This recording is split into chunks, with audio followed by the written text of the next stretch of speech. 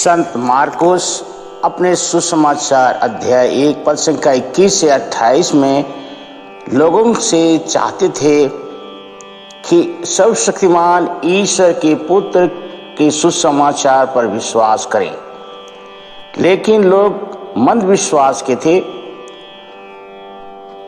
सच कहें तो लोग शारीरिक, मानसिक और आध्यात्मिक रूप के अंधे थे। परंतु अशुद्ध आत्मा यीशु को पहचान गई और पुकार कर कहती है, आप ईश्वर के पावन पुत्र हैं। यीशु का अधिकार असीम है, जिसके कारण अशुद्ध आत्मा उसकी बात सुनती है।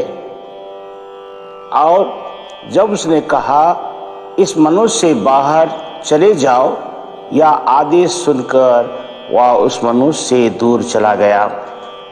आइए हम इस सुसमाचार को बड़ी भक्ति से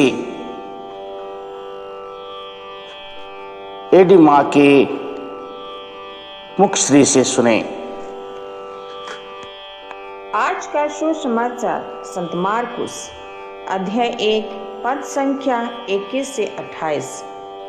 कफरनहूम में यीशु विश्राम के दिन सभागृह गए और शिक्षा देने लगे। लोग उनकी शिक्षा सुनकर अचंभे में पड़ गए, क्योंकि वह शास्त्रियों की तरह नहीं बल्कि अधिकार के साथ शिक्षा देते थे। सभागृह में एक मनुष्य था जो अशुद्ध आत्मा के वश में था। वह ऊंचे स्वर से चिल्लाया, यीशु नाजरी, हमसे आपको क्या आप हमारा सर्वनाश करने आए हैं? मैं जानता हूँ कि आप कौन हैं, ईश्वर के भेजे हुए परम पावन पुरुष। यीशु ने यह कहकर उसे डांटा, चुप रह, इस मनुष्य से बाहर निकल जा। अब दूत उस मनुष्य को झकझोरते हुए ऊंचे स्वर से चिल्लाकर उसमें से निकल गया।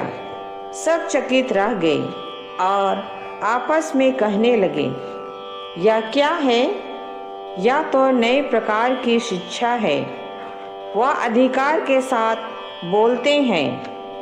वह अशुद्ध आत्माओं को भी उपदेश देते हैं और वे उनकी आज्ञा मानते हैं।